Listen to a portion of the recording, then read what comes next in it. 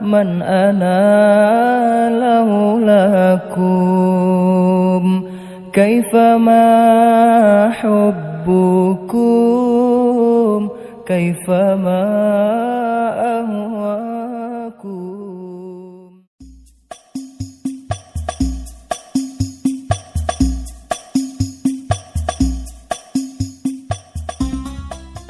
Nama saya Muhammad Rian Ramadan, umur saya 17 tahun. Saya mulai main hadros semenjak tahun 2021, itu sejak SMP kelas 2.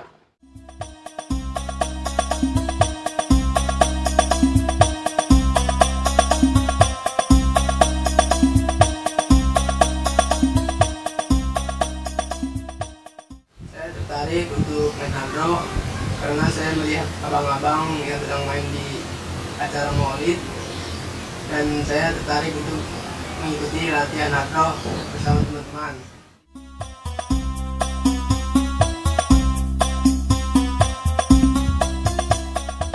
Kalau untuk hadro sendiri kegiatannya biasanya ngapain aja?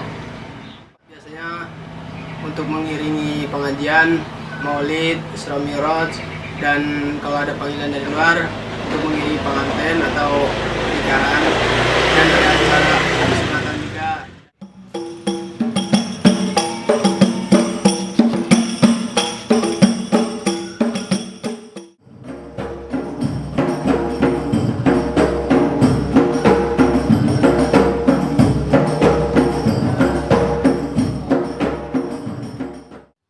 Dari kegiatan ini saya dapat banyak pengalaman, saya main hadro di mana-mana dan terhindar dari kegiatan negatif.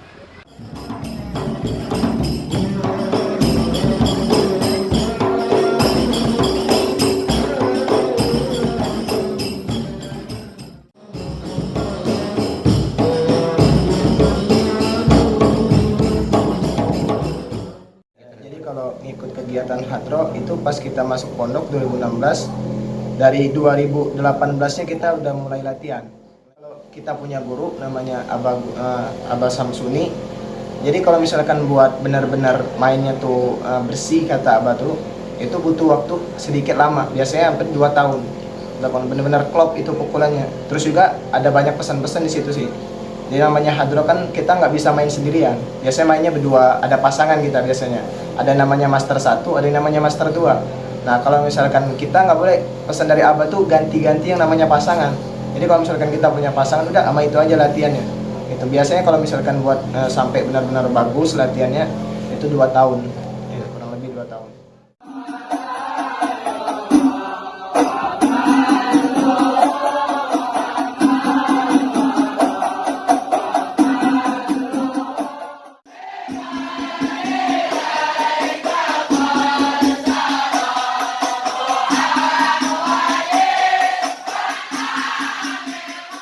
Buat dalil ya, kalau buat dalil kita pernah dengar juga, pernah baca juga langsung, itu di kitab Sahih Bukhari, Sahih Bukhari. Cuman hadisnya kita nggak hafal ya, jadi nggak hafal.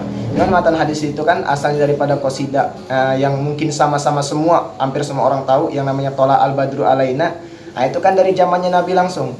Ketika itu ada anak-anak kecil dari Bani Najjar namanya di kota Madinah saat Nabi pulang dari suatu peperangan. Nah saat itu Bani Najjar ini menyambut kedatangan Nabi dengan memainkan gendang. Nah di situ Nabi diam, bahkan Nabi senyum disambut sama anak-anak kecil ini. Nah anak-anak kecil ini memainkan gendang, ya sambil bersolawat Tola al-Badru alaina. Itu pada saat itu ya. Nah, makanya ini menjadi dalil kan dalam mazhab kita ya Ahlus Sunnah wal Jamaah, ketika Nabi senyum kemudian diam, maka itu menunjukkan bahwasanya itu diperbolehkannya daripada perkara tersebut.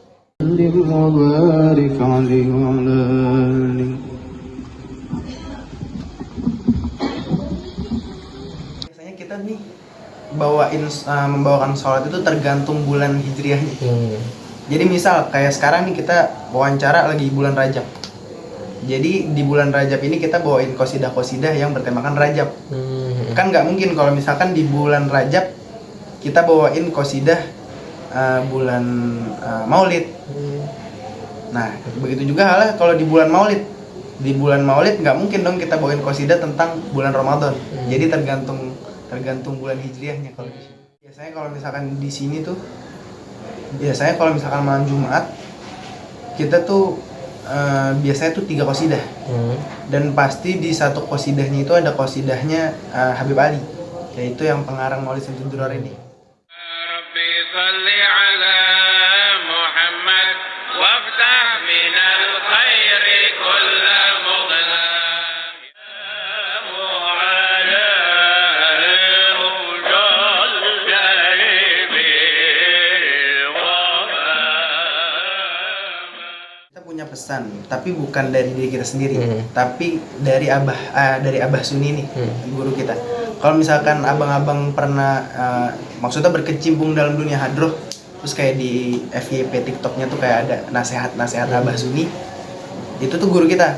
Dan dia tuh punya pesan yang sampai sekarang tuh kita tekenin kepada semua pemain hadroh. Jadi nggak asal main hadroh asal mukul, main hadroh asal bunyi lah.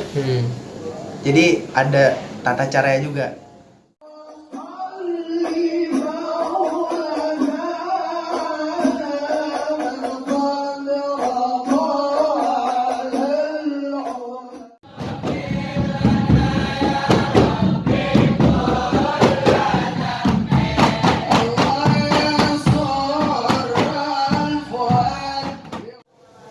Namanya kesenian kita harus lestariin, nggak mungkin nggak.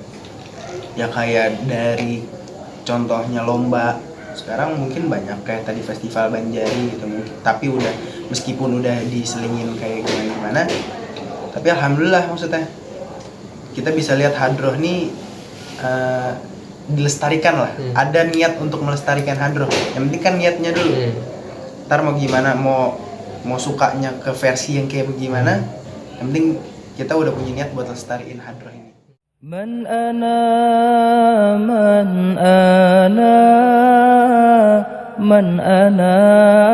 laulakum kaifa ma hubbukum kaifa ma ahwakum.